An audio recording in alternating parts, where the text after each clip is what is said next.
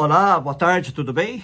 Bem-vindo a este estudo bíblico especial que estamos fazendo hoje, Sexta-feira Santa, lembrando da morte do Senhor Jesus.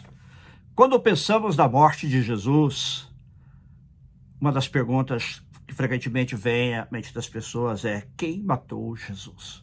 Sobre isso nós vamos falar. Antes, porém, vamos orar. Senhor, muito obrigado pela oportunidade de agora meditarmos em Tua Palavra. Fala, Senhor, aos nossos corações. Ensina-nos a verdade da Tua Palavra e ajuda-nos a aplicá-la às nossas vidas. Que a morte de Jesus e o Seu sangue derramado na cruz possa ser vida para muitos, Pai. Em nome de Jesus. Amém. Amém. Quem matou Jesus? Anos atrás, quando saiu o filme The Passion of the Christ, A Paixão do Cristo, que foi lançado por Mel Gibson, esse filme mereceu a acusação de muitos, dizendo que Mel Gibson mostrou os judeus como responsáveis pelo ato. Convém lembrar que a Igreja Católica Romana oficialmente manteve durante muito tempo que os judeus foram os responsáveis pela execução de Jesus, chamando-os de povo deicida, povo que matou ou que mata a Deus. Este estigma só foi removido em 1965 pelo Papa João XXIII na encíclica Nostra Aetate.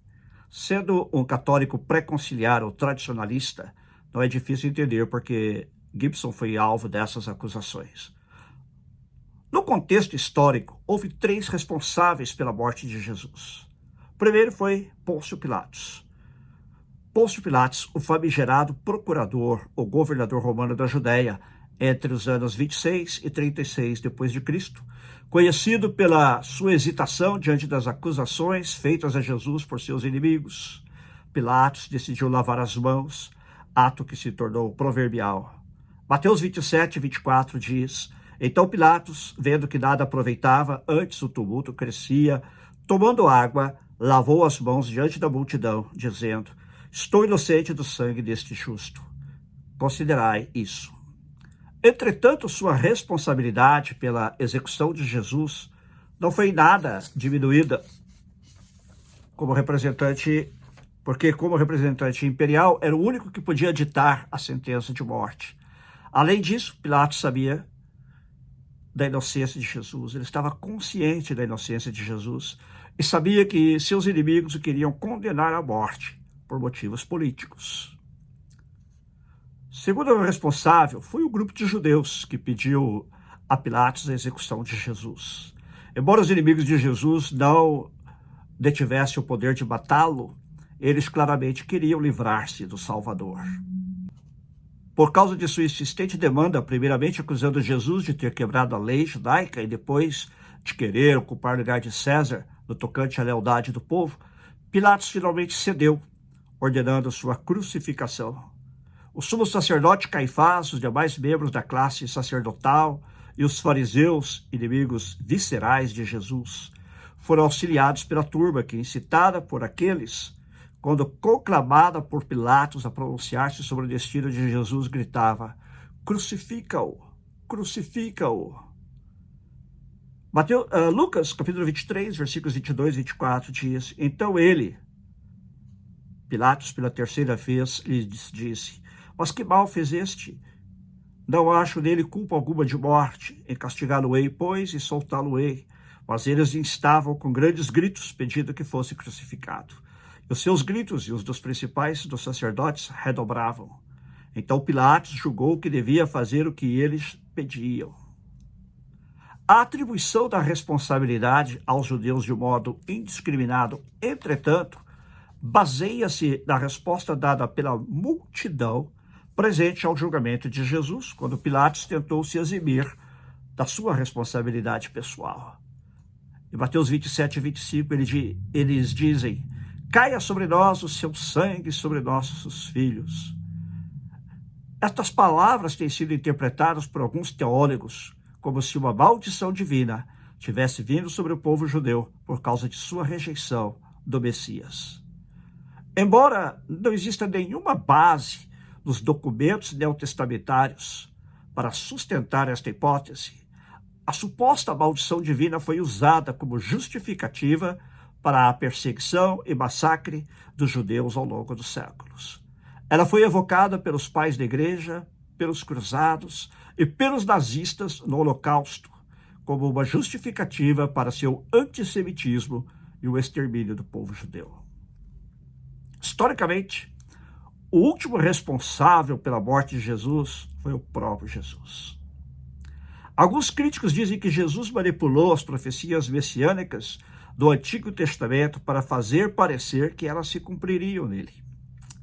Apregou, por exemplo, que ao entrar na cidade de Jerusalém, montado em jumento, Jesus estava fazendo parecer que cumpria o que o profeta Zacarias tinha escrito 500 anos antes sobre a entrada triunfal do Messias em Jerusalém, na capital israelita. Zacarias 9:9. Contudo, mesmo se Jesus tivesse forçado ou forjado o cumprimento dessa profecia e manipulado o povo de Jerusalém, que o recebeu com alegria, tal como profetizara Zacarias, há vários aspectos cercando a morte de Jesus que ele não poderia ter controlado. Pilatos, por exemplo, não foi manipulado por Jesus. Até o último instante, o governador fez o que pôde para livrar Jesus de seus acusadores, sem sucesso. Mas, sob a ameaça dos líderes dos judeus de ser denunciado a César, ele cedeu à pressão por medo de pôr em risco sua carreira política. Tanto os líderes quanto o povo, e também Pilatos, ao pedirem a crucificação de Jesus, estavam cumprindo involuntariamente várias profecias que indicavam o modo como o Messias iria sofrer nas mãos de seus algozes. O profeta Isaías, no capítulo 53 de seu livro, escrito mais de 700 anos antes da crucificação de Jesus, previu a morte do Messias, a quem chama de servo de Javé, ou servo de Jeová. Conforme Isaías, o Messias seria traspassado, uma clara indicação do tipo de morte que ele sofreria. Outros escritores do Antigo Testamento também previram a natureza da morte do Messias. O Salmo 22 oferece uma surpreendente descrição da agonia sofrida por um crucificado. No versículo 16, o salmista declara inequivocamente que as mãos e os pés do Cristo seriam traspassados. Tudo isso é muito surpreendente em vista de que os judeus não praticavam a crucificação. A lei judaica estipulava que os criminosos condenados à morte deveriam ser executados por apedrejamento. Se Jesus não manipulou as profecias em seu próprio favor, então em que sentido ele foi responsável por sua própria morte? Os evangelhos dizem repetidamente que Jesus afirmou que daria a sua vida voluntariamente e que ninguém poderia tirá-la se ele não o desejasse. No Evangelho de João, Jesus declara que daria a sua vida espontaneamente para tornar a tomá-la. Em João, capítulo 10, versículos 17 e 18, Jesus declara: "Por isto o Pai me ama, porque dou a minha vida para tomá-la de novo. Ninguém me tira de mim, mas eu de mim mesmo a dou. Tenho poder para a dar e poder para tornar a tomá-la. Este mandamento recebi de meu Pai." Depois de comparar-se a um bom pastor que dá a sua vida pelas ovelhas, Jesus indicou que sua morte seria vicária, isto é, uma morte substitutiva, por meio do qual suas ovelhas, ou seja, seus seguidores, obteriam a vida eterna. Ele diz em João capítulo 10, versículos 11 a 15, "Eu sou o bom pastor. O bom pastor dá a sua vida pelas ovelhas.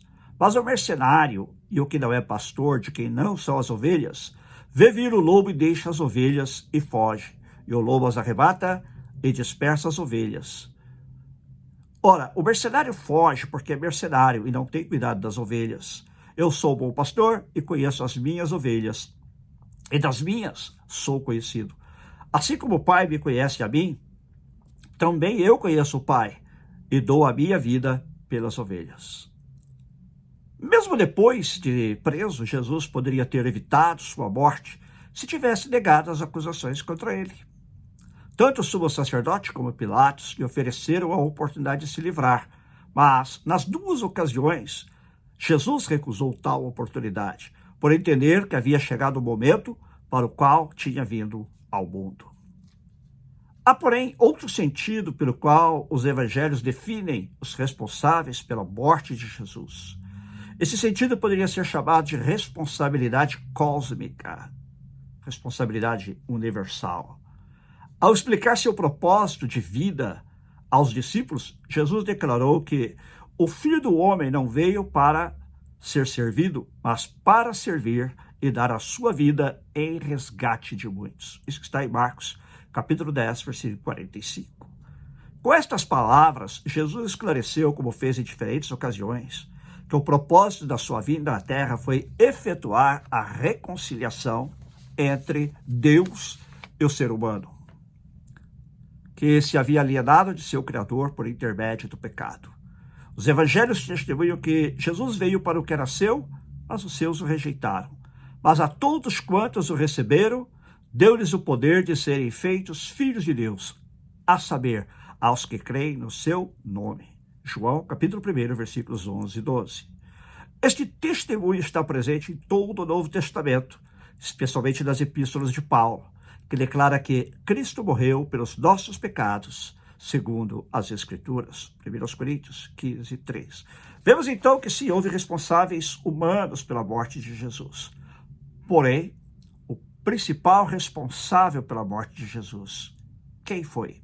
Aqui podemos falar de uma responsabilidade dupla. Primeiro, Jesus foi o responsável pela sua própria morte, porque ele declarou que daria a sua vida espontaneamente, ninguém a poderia tirar. De fato, em várias ocasiões tentaram tirar a vida de Jesus, mas não conseguiram. Somente quando ele se entregou é que eles conseguiram prendê-lo e crucificá-lo. E Jesus disse que daria a sua vida pelas ovelhas. Então, Jesus é o primeiro responsável, porque ele morreu pelos nossos pecados, segundo as Escrituras, do texto que lemos, que citamos de Paulo, em 1 Coríntios, capítulo 15, versículo 3.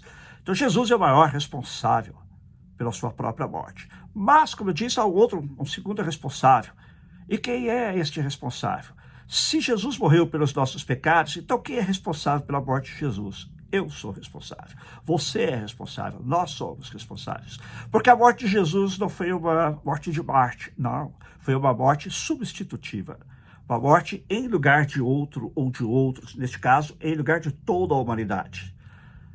Jesus veio para morrer. Nós nascemos para viver. A morte interrompe os nossos planos. A morte interrompe nossa obra aqui na Terra.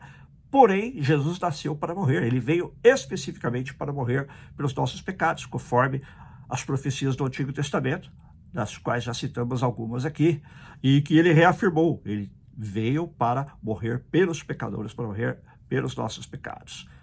Paulo diz, esta é uma palavra fiel e digna de toda aceitação, que Cristo morreu pelos pecadores, dos quais eu sou o principal. Paulo se considerava o principal dos pecadores, mas se nós olharmos para nosso próprio coração, para a nossa própria consciência, poderemos afirmar como Paulo, eu sou o principal dos pecadores, eu sou o maior dos pecadores. Então Jesus morreu pelos nossos pecados, pelos seus pecados, pelos meus pecados. Eu fui responsável pela morte de Jesus. Você foi responsável pela morte de Jesus. Ele morreu em seu lugar, porque a morte eterna estava reservada para todos nós, por sermos pecadores. A Bíblia diz que o salário do pecado é a morte. E morte na Bíblia significa separação. E há 3 tipos de morte. A morte física, da qual nosso espírito e alma se separam do nosso corpo. A morte espiritual, somos separados de Deus por causa do pecado. Neste caso, todos os homens e mulheres foram separados de Deus por causa do pecado. E a morte eterna, que é a separação eterna de Deus do inferno. Jesus morreu para que nós não experimentássemos mais, não vivêssemos mais sob a morte espiritual e para que não venhamos a ser condenados a morrer a morte eterna. Então Jesus morreu pelos meus pecados e pelos seus pecados. Você e eu somos responsáveis pela morte dele.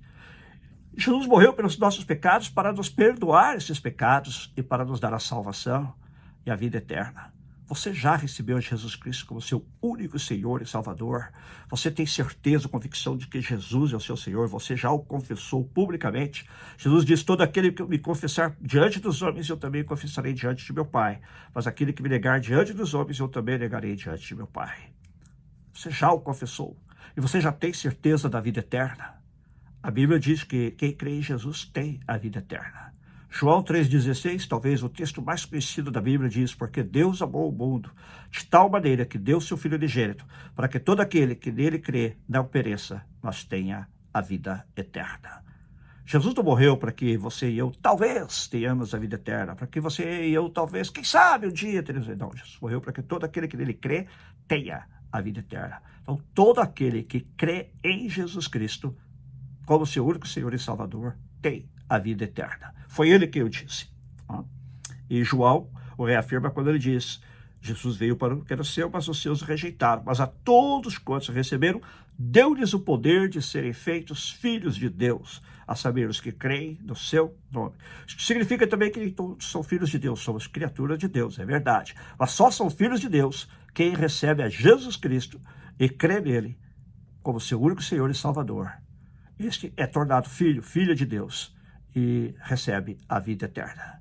Minha oração para que você, nesta sexta-feira santa, nesse fim de semana, pense. Tente voltar em sua mente aquela morte cruenta na cruz, onde Jesus deu a sua vida por você, onde ele deu a sua vida por mim. Reconheça que você é um pecador, confesse seus pecados a ele, peça-lhe perdão e peça-lhe para ser o Senhor e Salvador da sua vida. Eu gostaria de orar com você agora neste sentido. Se você deseja receber a Jesus Cristo, porque você crê nele como seu Senhor e Salvador, faça comigo esta oração. Repita após mim esta oração simples.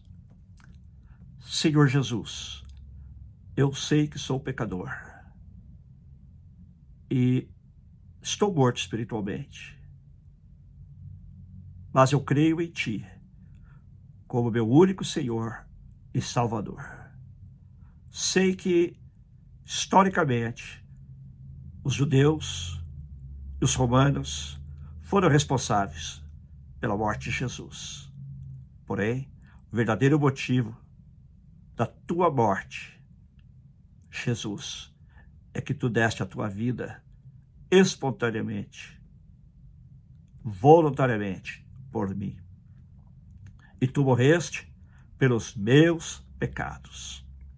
Eu creio, Senhor, e te aceito agora como meu único Senhor e Salvador. Me perdoa todos os meus pecados.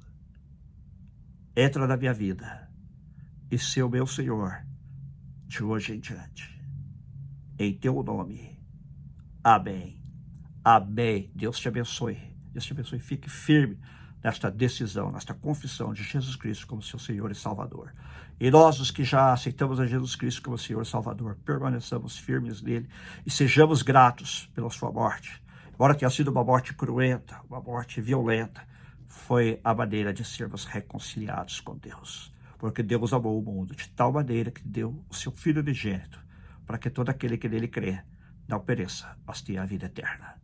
Deus te abençoe grandemente. Quero convidar você também para domingo estar conosco, às 4 horas, horário de Los Angeles, 8 horas, horário de Brasília, no Facebook ou no YouTube da PIBRA, Primeira Igreja Batista Brasileira de Los Angeles, e também no meu Facebook, Miguel Albanês, para juntos adorarmos ao Senhor e celebrarmos a ressurreição de Jesus. Ele morreu pelos nossos pecados, segundo as Escrituras, foi sepultado, segundo as Escrituras, e ressuscitou ao terceiro dia, segundo as Escrituras. Aleluia, Ele está vivo. Até lá, se Deus quiser. E por favor, compartilhe este vídeo também com seus amigos e familiares, para que mais pessoas ouçam a palavra de Deus. Deus te abençoe e até domingo.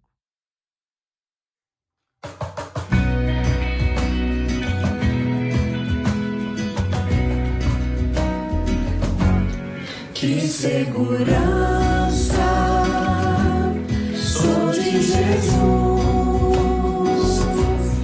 eu já desfruto